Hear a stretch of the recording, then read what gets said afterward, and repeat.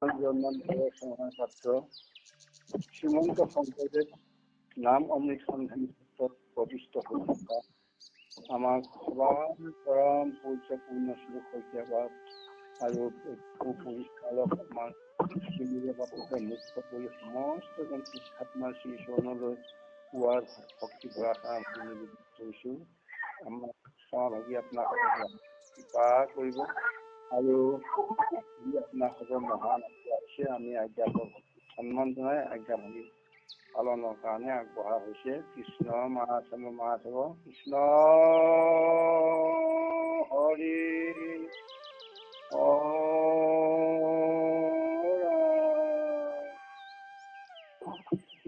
কৃষ্ণ শংকৰ গুৰু হৰি ৰাম ৰাম ৰাম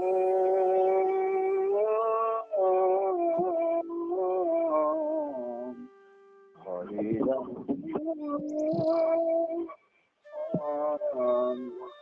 ৰাম ৰাম। গোসাঁই নম্বৰ 591 শৰণ। কৃষ্ণ কুক মহাপংকমাৰ্গে অৰ্জুন মগন ভৈলা দেখি পৰম ঈশ্বৰ দেৱতা নন্দ নন্দন পাৰে ঈশ্বৰে তত্ত্ব কহি উদ্ধাৰিলানি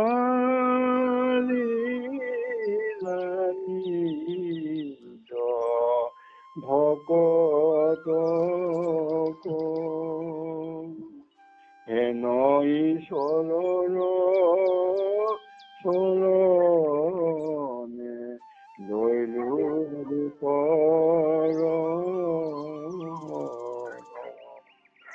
হেন ঈশ্বৰৰ চৰণে লৈলো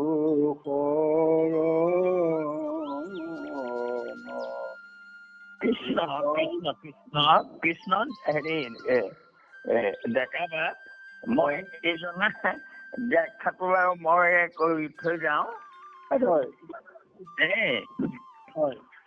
এই ঘোষাজনাত তাৰমানে আমাৰ এটা ভুল চপা কৰি থৈছে।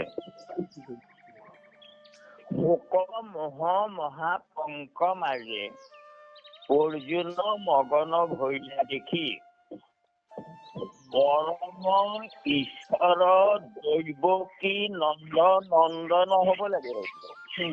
কিন্তু আমাৰ ঘোষাত লিখি থৈছে দেৱতা নন্দ নন্দন। এতিয়া আপোনালোকে কথাটো চিন্তা কৰক, পৰম ঈশ্বৰ বুলি কওঁতেই তাৰমানে ঈশ্বৰকে বুজাইছে, পৰম ঈশ্বৰ। আকৌ দেৱতাটো কোন? এতিয়া আকৌ দেৱতা নন্দ কোন হ'ল? এতিয়া নন্দ দেৱতা নে কৃষ্ণই পৰম ঈশ্বৰ আকৌ দেৱতা? পৰম ঈশ্বৰৰ পিছত আকৌ দেৱতা শব্দটো লগ কেনেকে খাব? কৃষ্ণটো নুবুজাব। আকৌ ইফালে দেৱতা নন্দও দেৱতা নহয়। গতিকে এইটো অৰ্থহীন বিসংগতি এইটো। গতিকে এইটো কেতিয়াও তেনেকে নাযাব। পৰম ঈশ্বৰ দৈৱকী নন্দন, পৰম ঈশ্বৰ তেওঁ দৈৱকী নন্দন হৈছে, এইটোৱে শুদ্ধ কথা। গতিকে পৰম ঈশ্বৰ আকৌ দেৱতা এইটো হ'ব নোৱাৰে, এইটো ভুল। গতিকে এতিয়া আমাৰ তাৰমানে বহুতৰ কথাটো হ'লে এইটো যে সংঘই ছপা কৰিছে। সংঘই ছপা কৰিলেও গুৰুজনৰ কলমত হাত কিয় দিব? কোনে দিব? কোন ডাঙৰ পণ্ডিত ওলাইছে? গতিকে এইটো আপোনালোকে কেতিয়াও এই ভুলটো নাগাব কেতিয়াও। পৰম ঈশ্বৰ আৰু তেওঁ দৈৱকী নন্দন। দৈৱকী আৰু নন্দ দুইজনৰে নন্দন পুত্ৰ। গতিকে এতিয়া প্ৰশ্নটো হ'ল চাওক যে শোক মোহ মহাপংক মাজে তাৰমানে কথাটো কি কব খুজিছে যেতিয়া মানুহৰ মোহ আহে কিবা বস্তুৰ প্ৰতি মোহ হয় সেই মোহ লগা বস্তুটো যেতিয়া তাৰমানে নষ্ট হব খোজে বা হেৰাই যাব খোজে তেতিয়া মানুহৰ মনলৈ শোক আহে য'তে মোহ তাতে শোক হয় আৰু এতিয়া প্ৰশ্ন হ'ল মোহ নাথাকিলে শোক নহয় এতিয়া আমাৰ মোহটো ক'ত অৱসাধাৰণতে ভগৱন্তই কৈছে যে মোৰ এইটো মহামায়া আৰু সেই মহামায়াটোতেই মানুহৰ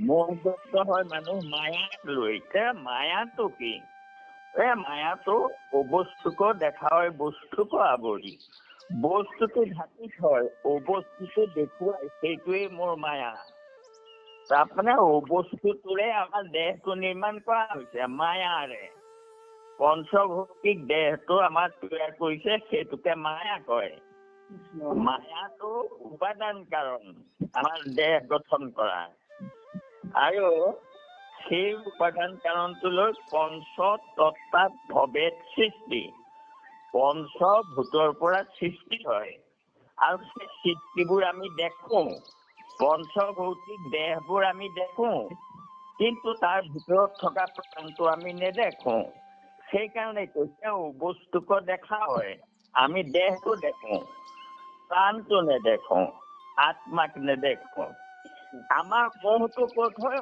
অবস্তুটোত হয় এতিয়া সেই অবস্তু মানে কি সেইটো বিনাশ আছে নষ্ট হয় সেইকাৰণে এইটো অবস্তু দেহটো অবস্তু কিন্তু আমাৰ মোহটো ক'ত লাগে মোহটো দেহটোতে অৰ্থাৎ আমি মোহগ্ৰস্ত কেনেকৈ হওঁ যে মোৰ ল'ৰা মোৰ ছোৱালী মোৰ তাৰমানে সম্পৰ্কীয় মানুহ এইবোৰ আমি তাৰমানে মোৰ বুলি কওঁ কোনবোৰক কওঁ দেহবোৰক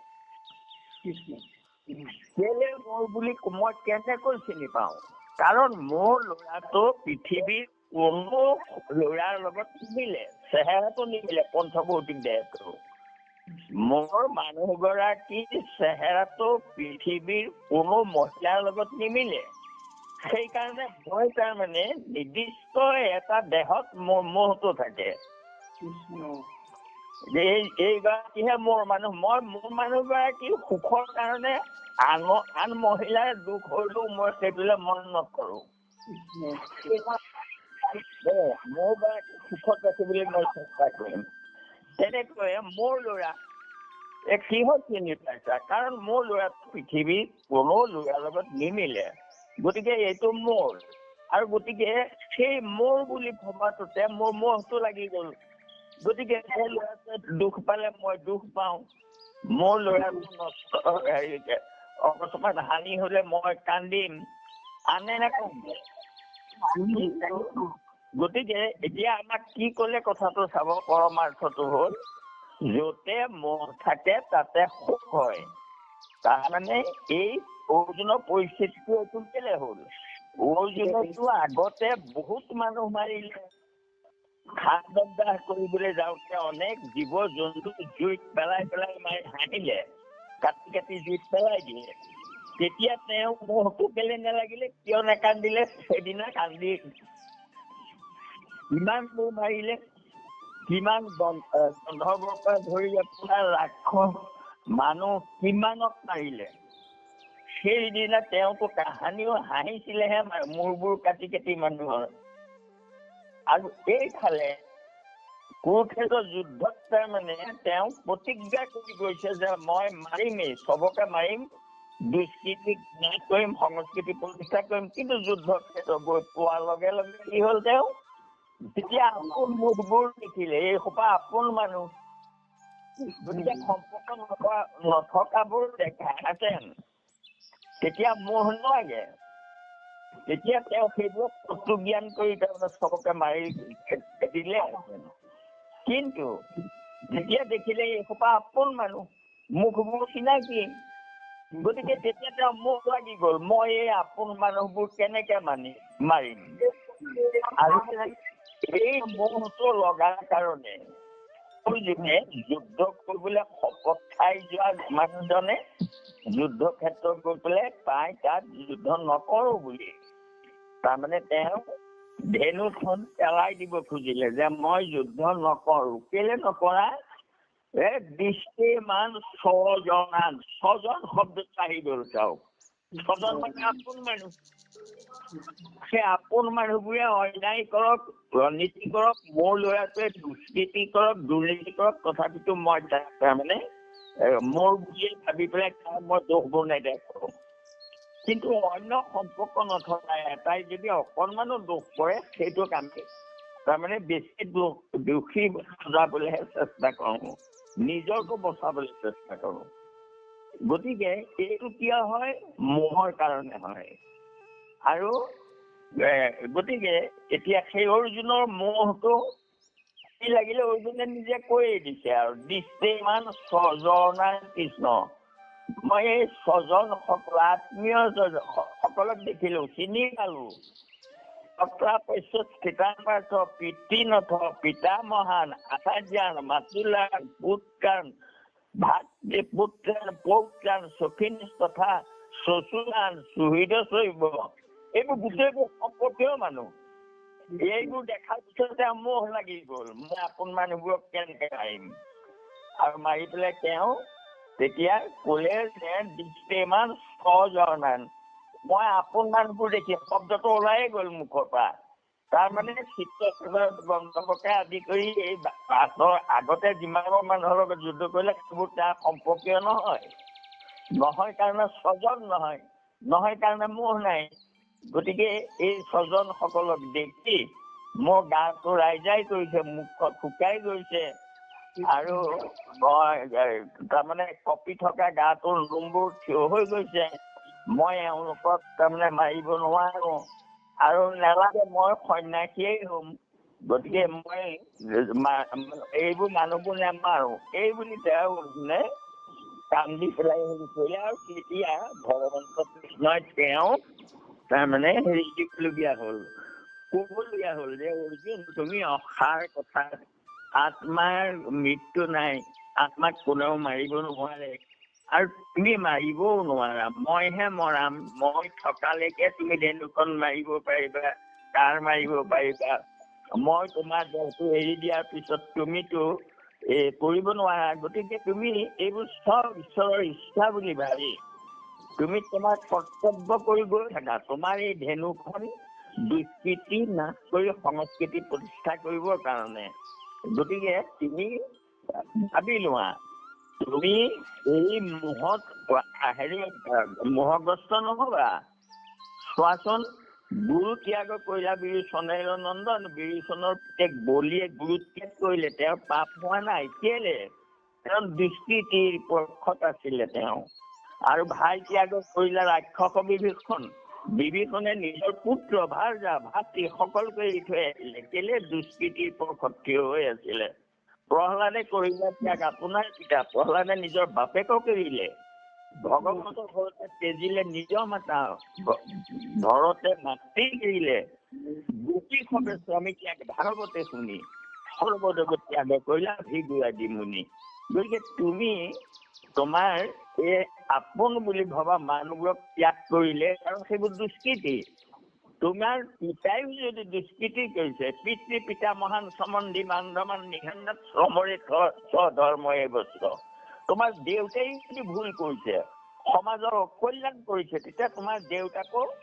তাৰমানে তুমি প্ৰতিবাদ কৰিবা মাৰিবা মানে মৰা নহয় প্ৰতিবাদ কৰা তেওঁৰ দোষটো তাৰমানে মানি নলোৱা এইটোক কৈ প্ৰতিবাদ কৰিবা আপোন হলেও প্ৰতিবাদ কৰিবা এইদৰে তাৰমানে পৰমাৰ্থ কথাটো বুজাই দিলে যে তুমি আচলতে মোহগ্ৰস্ত হৈছে এইবোৰ আপোন মানুহবোৰে ভুল কৰিলেও কৰক মানুহ মাৰিলেও মাৰক পাপ কৰিলেও কৰক মই তাত প্ৰতিবাদ নকৰো কিন্তু তোমাৰ সম্পৰ্ক নথকা এজনে অলপ দোষ কৰিলে তাক ততালিকে মাৰি পেলাবলৈ বিচাৰা গতিকে এইটো মূৰ্খামি আচলতে এইটো তোমাৰ প্ৰেম নহয়, এইটো তোমাৰ অন্ধবিশ্বাস।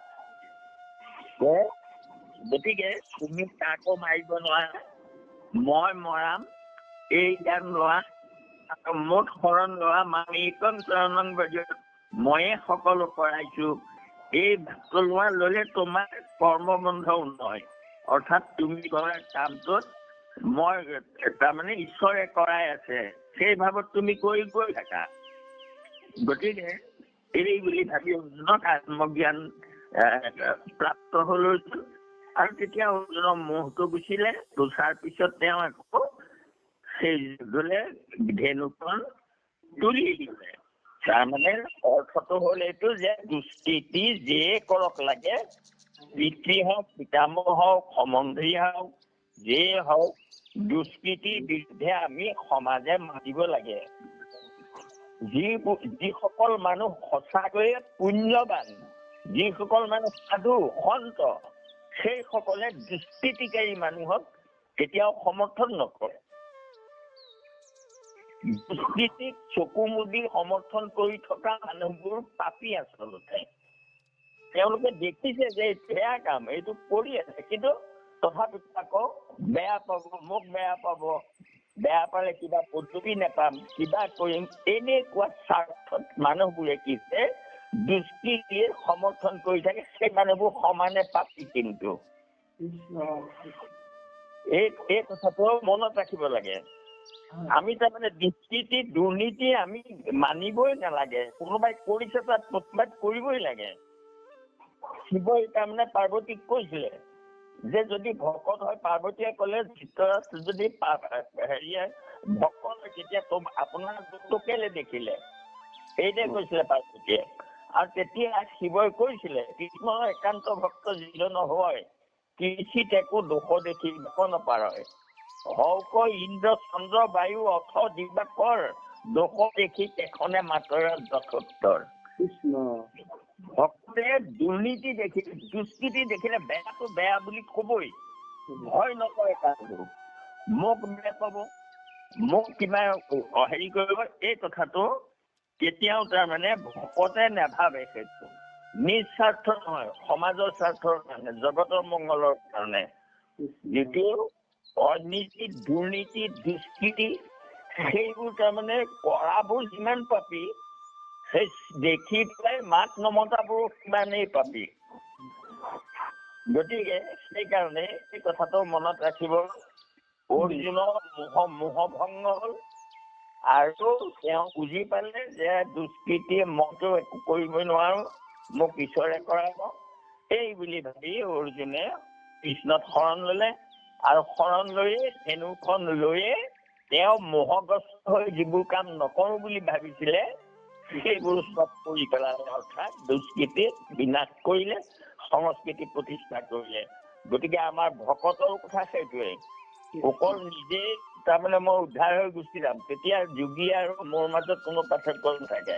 ভকতৰ মাজত মোৰ কথাটো মই নিজে উদ্ধাৰ হ'ম, লগতে মই আনকো উদ্ধাৰ কৰিম।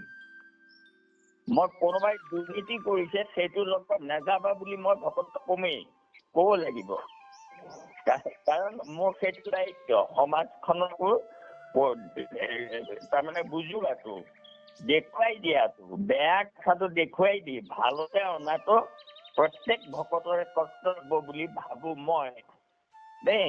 আৰু সেইটো একেবাৰে সঁচা কথাই, আৰু সেইটো ভাবিবই লাগিব যিকোনো প্ৰকাৰে। গতিকে যি কি নহওক, এই ঘোষাজনা অৰ্থখিনি মই তাৰমানে লৰালৰিকৈ কৰি দিলো, আৰু আপোনাসকলে পিছত এই কথাখিনি আপোনালোকে আলোচনা কৰক। আৰু মই সকলোলৈকে সেৱা জনালো।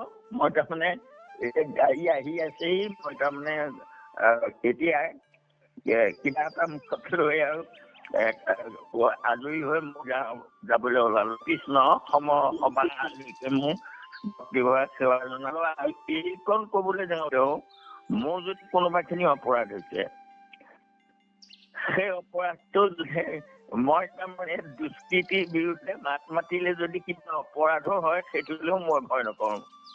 অপৰাধ মোৰ হওক, কিন্তু দুষ্কৃতিটো নাইকিয়া হওক সমাজৰ পৰা, তেতিয়া আকৌ পুণ্যটো মোৰ নিজে নিজে আহি যাব। কৃষ্ণ কৃষ্ণ। তথাপিতো সবালৈকে মই পুনৰ ভক্তিভাগী জনালো। কোটি কোটি ঘৰৰ অপৰাধনীতে কৰ্ম ইদুৰ ৰাখয়, হে আমি মোক দাস হেন মাৰি ক্ষমি উপকৃপাম মই। কৃষ্ণ শ্ৰীমন্ত শংকৰ হৰি ভকত জানা যেন কল্পতৰু, তাহান্ত বিনাই নাই নাই নাই। আমাৰ পৰম গুৰু কৃষ্ণ মাধৱ। দেউতালৈ কোটি কোটি ভক্তি ক্ষমা নিবেদন জনালো দেউতা।